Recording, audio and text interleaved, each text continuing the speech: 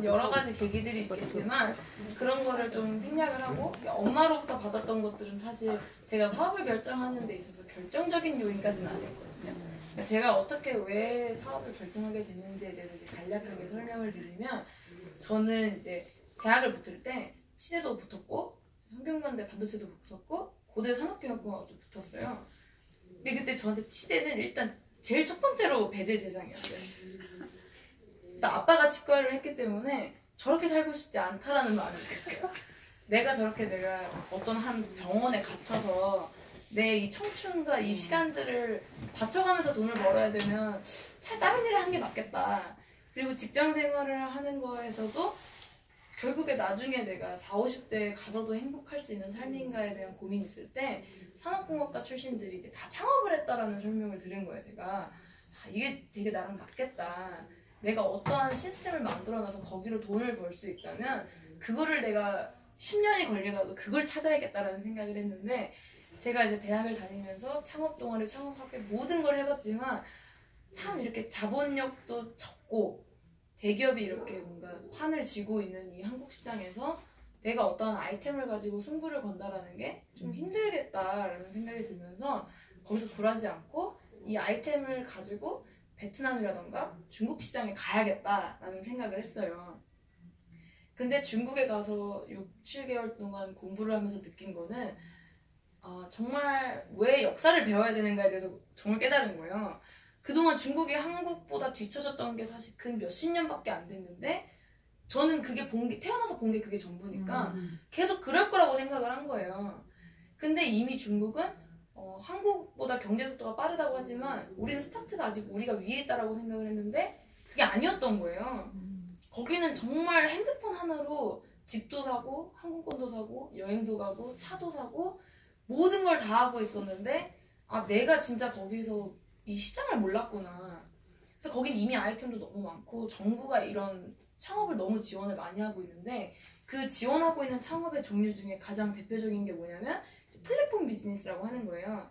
근데 그 플랫폼 비즈니스가 뭐냐면, 플랫폼이 이제 기차역이란 뜻이거든요. 버스 정류장이라던가 누군가 원하는 사람이 왔을 때 그걸 줄 수 있는 사람들을 연결해주는 하나의 장을 통해서 이 장을 형성해줌으로 해서 거기서 수수료를 받아가는 형태를 말해요. 대표적인 게 이제 에어비앤비라는 건데, 이제 사장님들은 하도 많이 들으셔서 아시겠지만 내가 집이 있고 빈 방이 있을 때 그 빈 방을 내놓으면 그 빈 방에서 숙박을 하고 싶은 사람들이 와서 거래를 하는 거예요.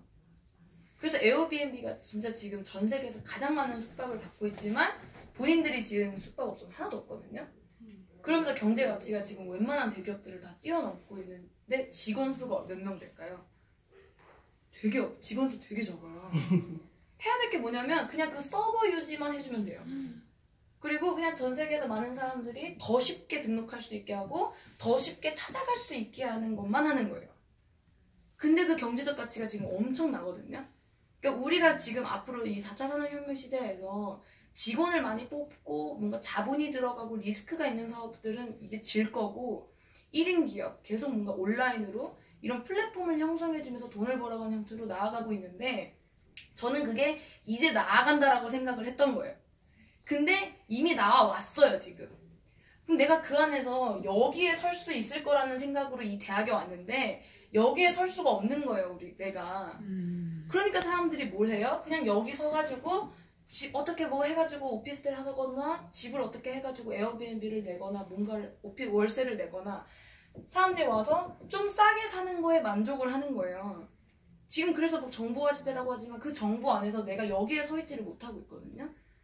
근데 제가 중국에서 이제 새해를 맞이해서 중국에 지금 상하이에서 뉴스킨이 엄청 성장을 하고 있으니까 엄마 비즈니스 출장차 갈 테니까 너도 와라. 그래서 전 여행 겸 간 거죠. 소비자 입장에서 봤는데 상하이 매장이 전 세계에서 가장 큰 뉴스킨 매장이에요. 근데 그냥 그렇게 설명을 들었을 때 크겠거니 하고 갔는데 너무 큰 거예요. 커도 너무 크고 너무 멋있고 너무 시내 중심에 너무 잘해놓은 거예요.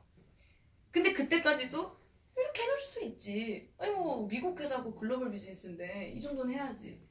근데 그 순간에 제 머리를 딱 쳤던 말이 뭐냐면, 너가 뉴스킨 사업을 동일해서 디스트리뷰트에 딱 가입을 하고 사업자가 되는 그 순간부터 이 사무실이 너 거가 된다. 중국에만 해도 52개 성의 매장이 다 들어가 있고 전국에 이 전 세계 54개국에 있는 그 모든 매장에 너가 쓸 수 있다라는 게 얼마나 대단한 건지 아느냐. 회사가 매년 신제품을 내주고 있고 AS, 반품, 회계, 배송, 세금까지 다 떼서 주잖아요. 그걸 보면서 제가 이 구조를 떠올린 거예요.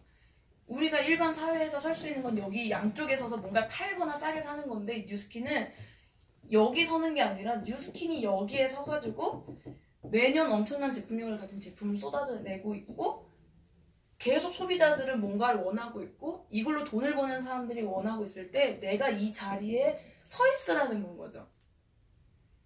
그 순간에 진짜 전율이 딱 오는 거예요. 진짜 대박이다 이거는. 내가 정확히 이 플랫폼 안에서 정확히 내가 해야 되는 역할만 알고 있으면 되겠다. 내가 이 자리에 서서 뭔가 파는 행위를 하는 게 아니라 내가 이 회사와 소비자를 연결해주는 하나의 장이 되기만 하면 되는 거구나. 그때 나처럼 이런 본사가 돼서 프랜차이즈를 확장하고 싶은 사람들을 연결을 해주는 거구나. 그래서 이 연결이 그냥 한국에서만 이루어지는 게 아니라 이거를 그냥 지구본으로 만들어내는 게 이 사업이구나를 느낀 거예요, 제가. 그때 되게 저는 내가 대학교 생활을 하면서 배웠던 그 이론들이 현실화됐다라는 생각을 했어요. 내가 이 사업을 이 제품만 가지고 봤을 때도 어린애부터 70대 노인까지 90대 할아버지들까지 다 쓸 수 있는 제품에다가 이 사업 자체도 나 같은 고졸부터 엄청난 학력 있는 사람들까지 다 할 수 있는 사업이라는 거. 그래서 제가 화장품에 정말 관심이 없었거든요. 근데 저는 이게 화장품 사업이라고 생각했기 때문에 눈에 안 들어왔는데 이게 내가 화장품을 팔던 커피를 팔던 햄버거를 팔던 뭘 파는 게 중요한 게 아니라 이게 갖고 있는 대중성이 무엇인가, 이게 전 세계에 확장할 수 있고 정말 시장성이 있는 것인가. 내가 이렇게 여행 다닐 때 다 이렇게 스마트폰으로 찍는 세상에서 최고의 카메라 렌즈를 가지고 사업하면 잘 될까요? 잘 안 돼요. 그럼 제가 이미 애플이나 삼성이 선점하고 있는 이 스마트폰 시장에서 제가 열심히 개발해서 스마트폰을 내도 안 돼요. 근데 지금 이 안티에이징 시장은 지금 막 엄청나게 시작을 하고 있는 시장이고 구글이 500조를 투자해서 뭔가를 해내려고 하는 이때 뉴스킨은 30년 전에 All of the Good, None of the Bad라고 하는 정말 심플한 신념으로 이 안티에이징 시장에서 1등 기업을 계속 유지를 하고 있고 아예 이제 게임이 안 된다라는 책을 쓸 정도로 제품력이 어마어마하다면 그거를 내가 단순히 소비자로서 쓰고 먹고 바르기만 하는 게 아니라 이게 갖고 있는 시장성, 사업적인 가치, 정말 내가 전 세계 프랜차이즈를 할 수 있을 때 정말 무자본의 리스크가 없다라면 알아볼 만한 가치가 있다라고 내가 생각이 든다면 그때 철저하게 신중하게 고민을 하시고 그런데 고민을 하고 사업을 하기로 결정을 했다면 그때부터는 그냥 이 자리에 서서 계속 내가 알리기만 하면 된다. 근데 그 알리는 사람을 5명한테 전달을 했을 때 내가 그 5명한테 전달을 해서 5가 25가 되고 125가 되고 625가 될 때 1단계에서 6단계까지 5%를 주는 거예요. 근데 이게 네트워크를 하셨던 분들은 이 소리를 들으면 되게 놀라시거든요. 근데 일반 입장에서 이게 뭔데 하잖아요. 1단계에서 6단계 5% 주는 회사가 전 세계 뉴스킨밖에 없대요.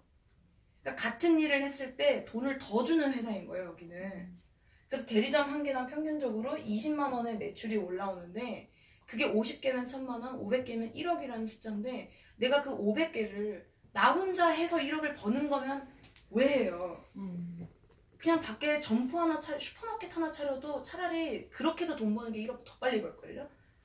근데 그게 아니라 내가 그냥 아는 사람 5명한테 전달을 했고 그 5명이 5명한테 전달할 수만 있으면 그렇게 해서 1억을 버는 이 사업이라면 해야 된다는 거죠.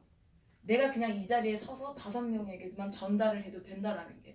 근데 그게 가능했던 이유는 1단계에서 6단계 5%를 주기 때문에. 만약에 4단계까지만 줬잖아요? 그럼 우리 한 20, 30명, 100명한테 했어야 되고 5%가 아니라 4%만 돼도 더 떼야 되는 거예요. 근데 가장 많은 커미션을 사업자들에게 주겠다가 이 회사의 비전이기 때문에 우리가 그걸 믿고 더 이 시스템에 집중을 해서 확장을 하고 있는 거죠. 그래서 저는 이걸 보면서 진짜 내가 이 창업을 하기 위해서 배웠던 그 모든 것들이 이미 실현을 시켜놨고 내가 그 자리에 서 있기만 하면 된다면 이거는 능력이 필요 없고 스펙이 필요 없고 나이에 상관이 없기 때문에 내가 지금 당장 이 자리에 서서 펼쳐나가고 그 펼쳐나간 것들로 내가 원하는 것들을 이뤄내야겠다라고 생각을 했어요. 그래서 이제 오늘도 설릉에 와서 이렇게 집중해서 강의를 듣고 열심히 공부를 한 거고, 뭔가 이거를 단순히 제품을 파는 사업이라고 생각을 하시면 옆방에 계신 분들이 130억씩 벌 수 없었겠죠. 150억씩. 이렇게 평범한 주부였던 엄마가 60억, 70억, 80억을 버는 사업이 어떻게 팔아서 그렇게 할 수가 없잖아요.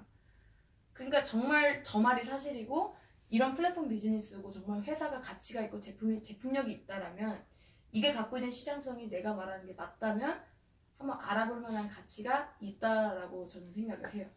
그래서 열심히 저는 이제 가족 사업이라 생각을 하기보다 내가 정말 이게 내 인생을 바꿔줄 수 있고 내 앞으로의 삶을 영위할 수 있는 도구인지를 객관적으로 알아봤고 확신을 했고 그래서 지금 선택을 했던 것 같아요.